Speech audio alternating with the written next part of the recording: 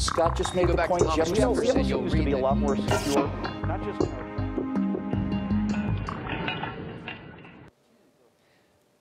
Brad Pitt's new movie about 5 U.S. soldiers in a tank at the end of World War II shows the American soldier mutilating a German with a knife, killing his own buddy, and ordering a subordinate to shoot an unarmed POW.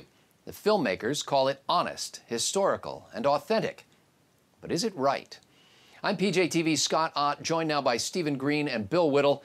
And men, Fury promises to bring all of the coarse brutality of war to the big screen.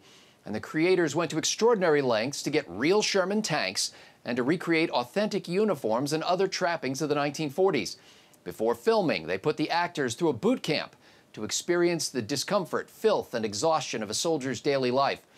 The story of Fury ultimately pits 5 Americans in a crippled tank against a brigade of 300 SS troops. Sounds like a classic American film about the conflict that Studs Terkel called the Good War.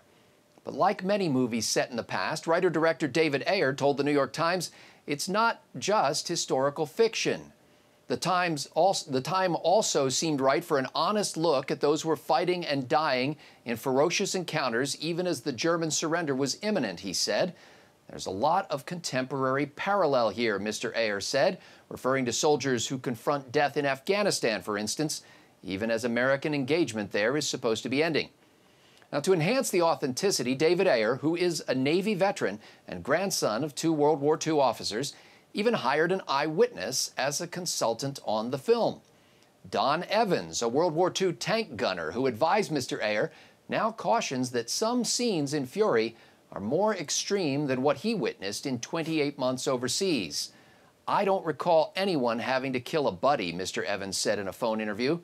Surprisingly, Mr. Evans, who has read the script, said he was wary of the film's thrust, adding, quote, "I am not looking forward to seeing it," end quote. Now, Stephen Green, we haven't seen the film yet. It's not out, and there were no doubt atrocities committed by U.S. soldiers during World War II. What obligation, if any, does an American filmmaker have to tell the truth about the dark side of American behavior at war?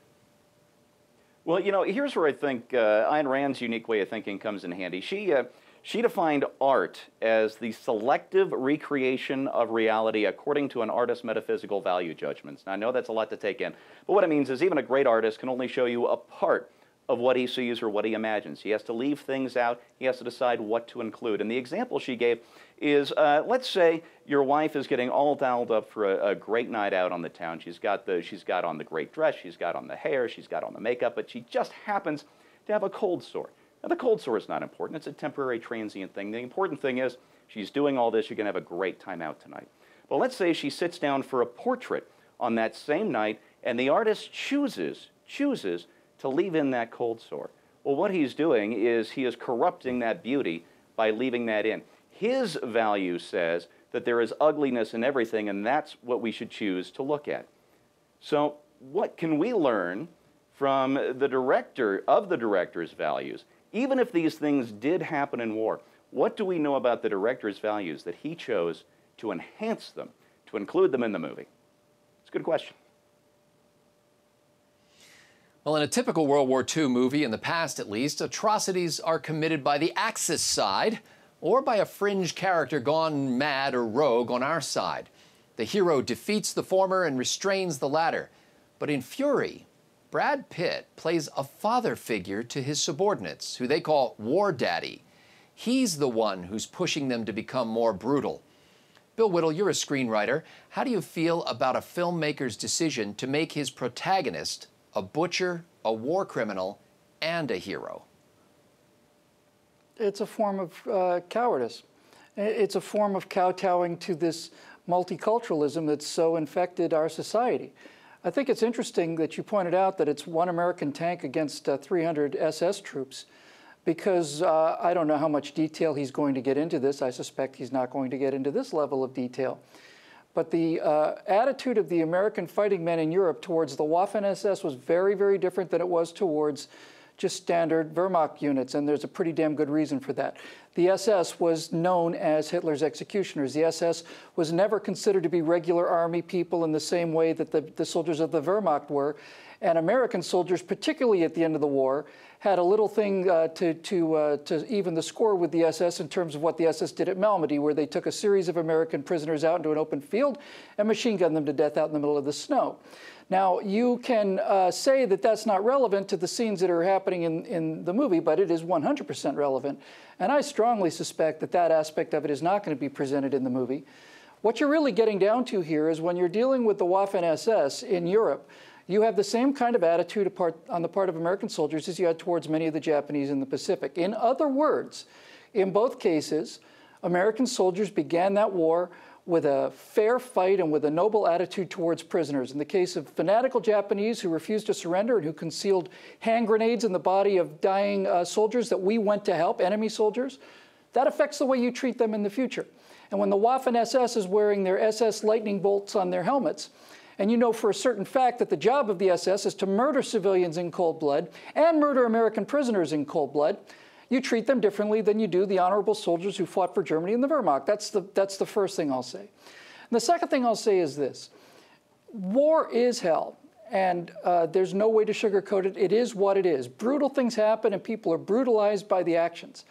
But if a culture, namely Nazi Germany, orders atrocities. That's part of the government program. That's the orders that they are given. Go out there and execute 100 hostages. And then you are trying to make that morally equivalent to a country who sent its kids to go over there and die for freedom. Then you as a film director are committing not only a dishonest act or an immoral act, you're committing an evil act by trying to portray these two forces as morally equivalent, because they're not. Well, my grandfather, my pop, Staff Sergeant Jim McMaster, commanded a tank crew in Europe during World War II. He said the Germans called the American Sherman tanks Zippos, like Terrible. the lighter. Yeah. One day, a German Tiger hit Sergeant McMaster's tank, knocking off a track and setting it ablaze. After helping two of his men escape through the hatch, Sergeant McMaster leaped from the hatch under machine gun fire. He lost a piece of his knee in the process. 3 men escaped the Sherman. 2 burned in the belly of the beast, surrounded by fuel and ammo. Pop said the explosion launched the turret into the sky.